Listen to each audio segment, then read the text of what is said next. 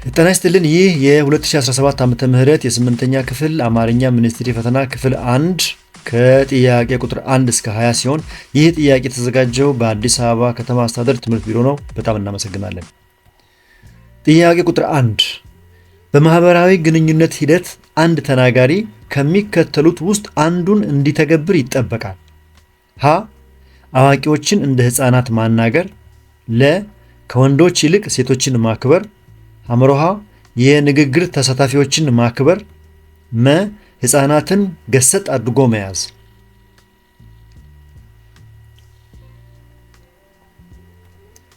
ትክክለኛው መልስ የንግግር ተሳታፊዎችን ማክበር የሚለው ነው። በማህበራዊ ተግባቦት ወቅት ውጤታማ ግንኙነት እንዲኖር የንግግር ተሳታፊዎችን በእኩልነት እና በክብር መያዝ ተገቢው ስነ ምግባር ነው።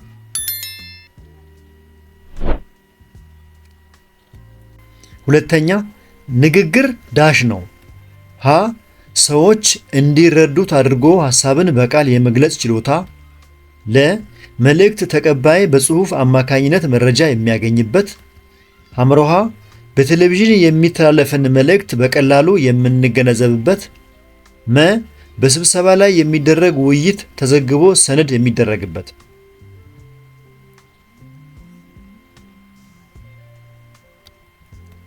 ትክክለኛው መልስ ሰዎች እንዲረዱት አድርጎ ሐሳብን በቃል የመግለጽ ችሎታ የሚለው ነው። ንግግር ማለት በውስጣችን ያለን ስሜት ወይም መረጃ ለሌሎች ሰዎች በድምፅ ወይም በቃል የማስተላለፍ ተግባር ነው።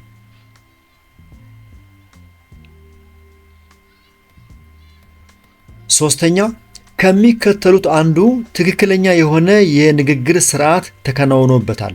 ሀ በዛሬው ውይይት ላይ ሐሳብ ሳቀርብ ድንብርብሬ ወጣ፣ ለ በውይይቱ ላይ ያቀረብከው ሐሳብ ዝብርቅርቅ ያለ ነው፣ ሐመርሃ በዛሬው ውይይት ላይ ከፍተኛ የሆነ የመረጃ እጥረት ገጠመኝ፣ መ በየትኛውም ውይይት ላይ ስሳተፍ ተራዬን ጠብቄ እናገራለሁ።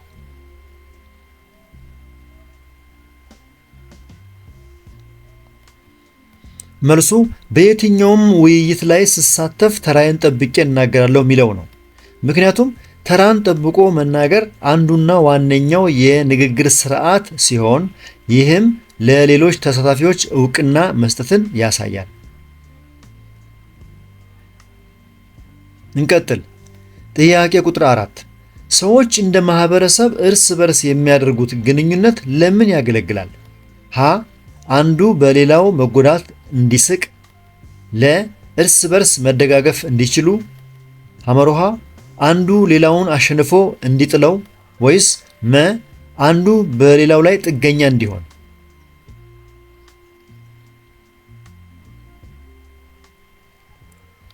ትክክለኛው መልስ እርስ በርስ መደጋገፍ እንዲችሉ የሚለው ነው። የሰው ልጅ ማህበራዊ ፍጡር እንደመሆኑ መጠን የግንኙነቱ ዋነኛ ግብ ችግሮችን በጋራ መፍታትና መረዳዳት ነው። አምስተኛ የንግግር አቀራረብ መርህ ተግባራዊ የተደረገበት ከሚከተሉት ውስጥ የቱ ነው? ሀ ዛሬ በንግግር የማቀርብላችሁ ሐሳብ ንብ ሁኑ በሚል ርዕስ ላይ ያጠነጥናል። ለ አድማጮች ከየቦታው ተለቃቅማችሁ መምጣታችሁ ትንሽ አጨናንቆኛል። ሐመሮሃ ጀለሶቼ ብዙ ዝግጅት ባይኖረኝም ከማውቀው በመነሳት ከብዙ ጥቂት ልበል። መ ያቀረብኩትን ሐሳብ በደንብ ስለምታውቁት አስተያየት እንድትሰጡኝ አልፈልግም።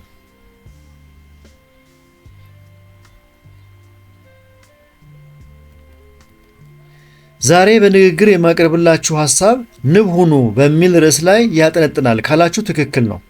ምክንያቱም ንግግር ሲጀመር አርዕስትን በመግለጽ አድማጩ ምን እንደሚጠብቅ ማሳወቅ አንዱ የአቀራረብ መርህ ነው። ውድ የዚህ ቻናል ተከታታዮች ምናልባት የፈጠንኩ ወይም የዘገየው ከሆነ ቪዲዮን ያስቆማችሁ ተከታተሉ። ከተመቻችሁ አሁኑ ላይክ አድርጉ። እንቀጥል። ጥያቄ ቁጥር 6 መምህራችን ምግብ በልተን የአካል እንቅስቃሴ ካላደረግን ክብደታችን እንደሚጨምር ነገሩን በሚለው ንግግር ውስጥ ዳሽ አለው። ሀ በአሳማኝ ምክንያት ያልተደገፈ ሐሳብ፣ ለ ለተሳሳተ ድምዳሜ የሚዳርግ መረጃ፣ ሐመርሃ በስፖርተኞች የሚተረክ አፈታሪክ።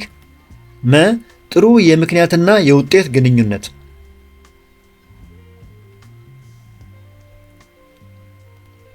ትክክለኛው መልስ ጥሩ የምክንያትና የውጤት ግንኙነት የሚለው ነው።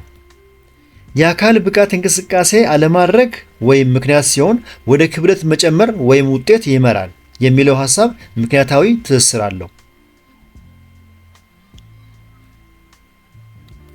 7ኛ ከሚከተሉት ውስጥ አንዱን ተግባራዊ ማድረግ በክርክር ሂደት ውጤታማ ያደርጋል።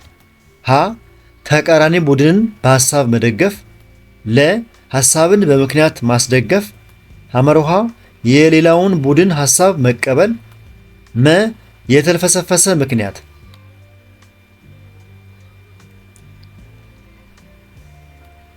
ትክክለኛው መልስ ሐሳብን በምክንያት ማስደገፍ የሚለው ሲሆን ለዚህም ምክንያቱ በክርክር ወቅት የምናቀርበው ሐሳብ ተቀባይነት እንዲኖረው በማስረጃና በአሳማኝ ምክንያቶች መደገፍ አለበት።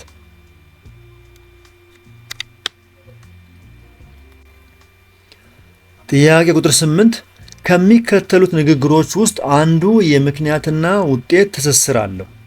ሀ ሰውየው በጣም እየተጣደፈ ወደ ሥራ ሄደ። ለ ትምህርት ቤት የእውቀት መገቢያ ነች። ሐመርሃ ጺሙን ሲያሳድገው ጊዜ ሌላ ሰው መሰለ። መ ዛሬ በህልሜ ረዥም ሩጫ ስሮጥ አየሁ።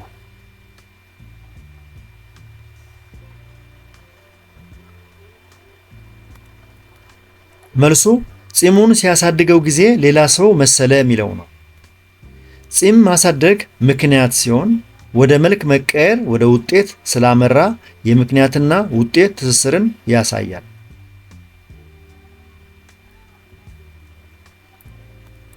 9ኛ ከሚከተሉት ቃላት መካከል ተዘውትሮ በጥቅም ላይ የሚውለው ዳሽ ነው። ሀ አጓጎለ። ለ አበቀ። ሐመርሃ አበተ። መ አጎዘለ።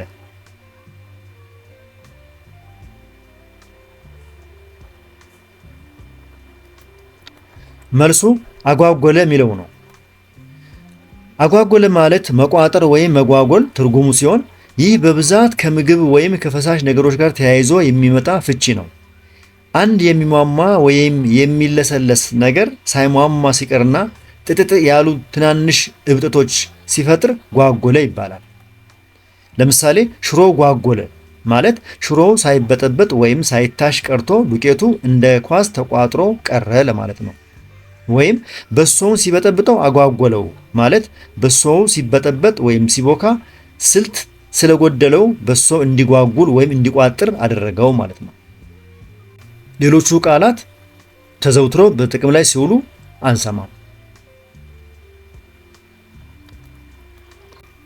የተከበራችሁ የዚህ ቻናል ተከታታዮች ወደ ጥያቄያችን አጋማሽ ደረስን። እስካሁን ባቀረብነው ጥያቄ መልስና ማብራሪያ ላይ አስተያየት፣ ጥቆማ ወይም ጥያቄ ካላችሁ አስተያየት መስጫው ላይ አስቀምጡ። ከተመቻችሁ ሳትረሱ አሁኑ ላይክ አድርጉ። ሌሎቹ እንዲያገኙት ከፈለጋችሁ ሼር አድርጉላቸው።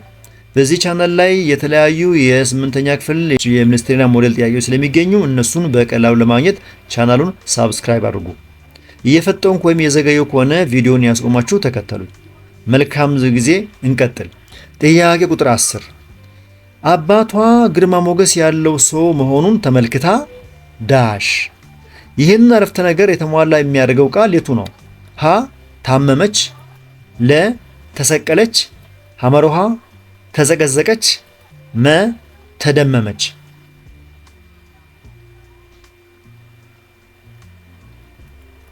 መልሱ ተደመመች የሚለው ነው። ተደመመች ማለት በአድናቆት መገረም ማለት ሲሆን ግርማ ሞገስ ካለው ሰው ጋር የሚሄድ አገላለጽ ነው። ስለዚህ ትክክለኛው ምላሽ የሚሆነው ወይም ትክክለኛው አረፍተ ነገር የሚሆነው አባቷ ግርማ ሞገስ ያለው ሰው መሆኑን ተመልክታ ተደመመች የሚለው ነው የሚሆነው።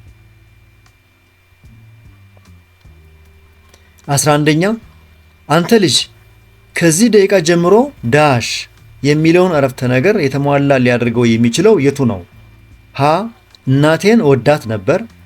ለ እጅህን ከላይ አንሳ። ሐመርሃ ጣቴን አሞኝ ነበር። መ ወንድሜን አየኸው።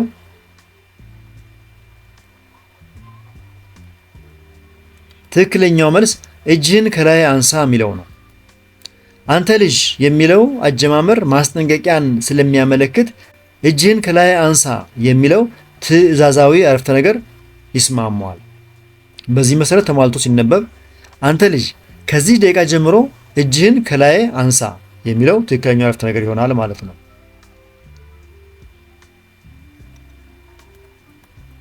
12ኛ በመንገዱ ዳርና ዳር የተተከሉት አምፖሎች ብርሃን ይተፋሉ በሚለው አረፍተ ነገር ውስጥ የተሰመረበት ቃል ዳሽ የሚል ፍቺ አለው። የተሰመረበት ቃል ይተፋሉ የሚለው ነው። ሀ አስመለሰ፣ ለ አመነጨ፣ ሐመሮሃ አጥበረበረ፣ መ ባረቀ።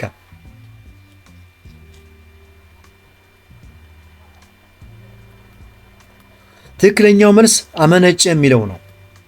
ብርሃን ይተፋሉ ማለት ብርሃን ያመነጫሉ ወይም ያወጣሉ ማለት ነው። የቃሉ ፍካሪያዊ ፍቺ ነው ይሄኛው። በዚህ አረፍተ ነገር መሰረት ይተፋሉ ማለት ያስመልሳሉ ወይም ያጥበረብራሉ ወይም ይባርቃሉ ሳይሆን ያመነጫሉ ለማለት ነው። መልካም። ጥያቄ ቁጥር 13 ከሚከተሉት ውስጥ አንዱ ጥምር ቃል ነው። ሀ የወተት ዕቃ፣ ለ ጥሩ ወርቅ፣ ሐመሮሃ የጡት ልጅ፣ መ ሆደ ሰፊ።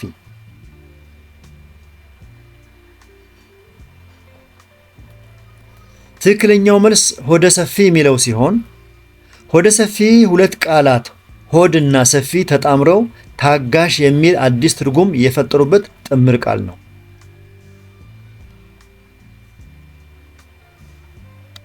መልካም።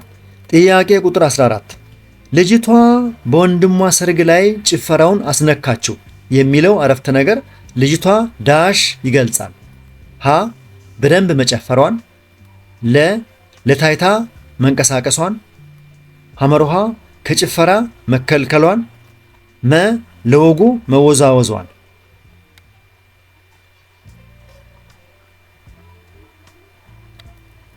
መልሱ በደንብ መጨፈሯን የሚለው ሲሆን አስነካችው የሚለው ዘይቤያዊ አገላለጽ አንድን ድርጊት በከፍተኛ ብቃት ወይም በጥልቀት ማከናወንን ያሳያል።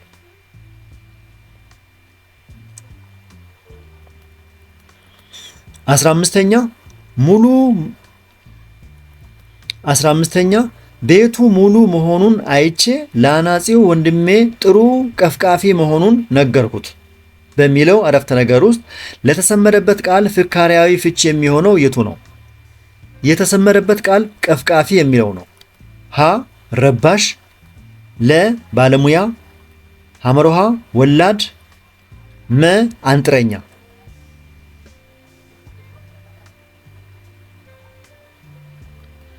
ትክክለኛው መልስ ባለሙያ የሚለው ነው።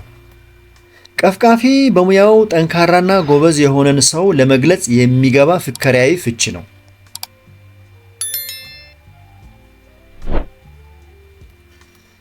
16ኛ ቁርጥ መሆኑ ከታወቀ ለምን እንዘገያለን?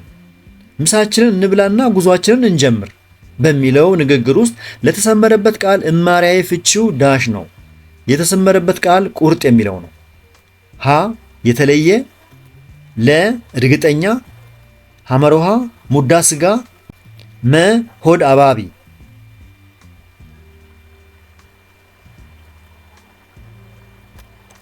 መልሱ እርግጠኛ የሚለው ነው። ቁርጥ ማለት በዚህ አውድ ውስጥ ውሳኔው ያለቀለት ወይም እርግጠኛ የሆነ ጉዳይ ማለት ነው። እንቀጥል ወደ ጥያቄ ቁጥር 17 በተከሰተው የኑሮ ውድነት ሮሮ ያላሰማ ሰው የለም በሚለው አረፍተ ነገር ውስጥ ለተሰመረበት ቃል ተመሳሳይ የሚሆነው የቱ ነው? የተሰመረበት ቃል ሮሮ የሚለው ነው።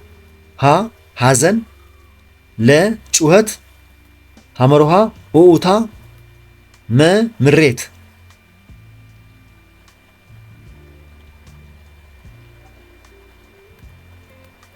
ምሬት ካላችሁ ትክክል ነው።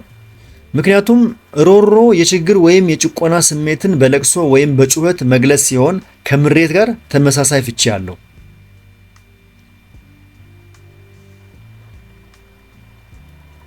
18ኛ እህቴ ያሰበችውን አሳክታ በማየቴ እፎይታ ተሰምቶኛል በሚለው አረፍተ ነገር ውስጥ የተሰመረበት ቃል ተመሳሳይ የሆነው የቱ ነው? የተሰመረበት ቃል እፎይታ የሚለው ነው። ሀ እረፍት፣ ለ ድካም፣ ሐመርሃ ጭንቀት፣ መ ሰላም።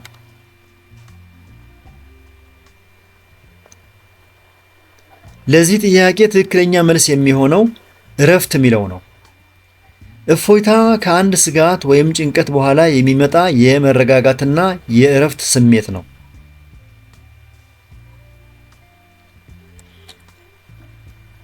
19ኛ የተቸገሩ ሰዎችን አይተው ማለፍ የማይችሉ ብዙ ርኅሩህ ሰዎችን አይቻለሁ በሚለው አረፍተ ነገር ውስጥ የተሰመረበት ቃል ተቃራኒው የተሰመረበት ቃል ርኅሩህ ነው። ሀ የዋህ፣ ለ አልቃሻ፣ ሐመርሃ ጨካኝ፣ መ ጥዩፍ።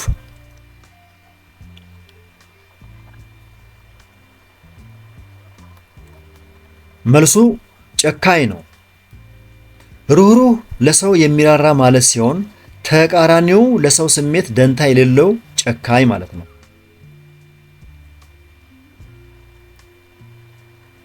ወደ ክፍል 1 የመጨረሻ ጥያቄ ደረስን።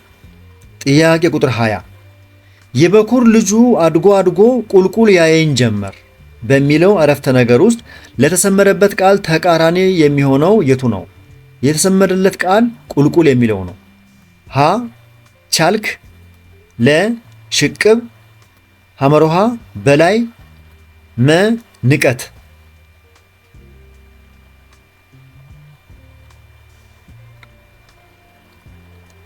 የዚህ ጥያቄ ትክክለኛው መልስ ሽቅብ የሚለው ነው።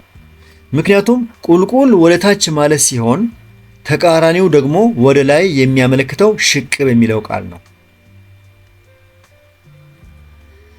የተከበራችሁ የዚህ ቻናል ተከታታዮች እስካሁን በቀረቡ ጥያቄዎች መልስና ማብራሪያዎች ላይ አስተያየት፣ ጥያቄ ወይም ጥቆማ ካላችሁ አስተያየት መስጫው ላይ አስቀምጡ። ከተመቻችሁ አሁኑ ላይክ አድርጉ። ሌሎቹ እንዲያገኙት ከፈለጋችሁ ሼር አድርጉላቸው። በዚህ ቻናል ላይ ብዙ የ8ኛ ክፍል የሞዴልና ሚኒስትሪ ፈተናዎች ስለሚገኙ እነሱ በቀላሉ እንዲደርሷችሁ ከፈለጋችሁ ቻናሉን ሳብስክራይብ አድርጉት። ይህን ጥያቄ በፒዲኤፍ ከፈለጋችሁ ቴሌግራም ቻናላችን ላይ በመግባት ሃውቲው የሚለውን ጆይን በማድረግ ልታገኙ እና ልትጠቀሙበት ትችላላችሁ። እስካሁን በቀረቡት አንዳንድ ጥያቄዎች ላይ የፊደል ግድፈቶች ስለሚኖሩ እነሱን በይቅርታ እንድታግሳችሁ እንድታሳልፉ እየጠየቅን በክፍል 2 ነገ እስከምንገናኝ መልካም የጥናትና የዝግጅት ጊዜ ይሁንላችሁ። ቻው።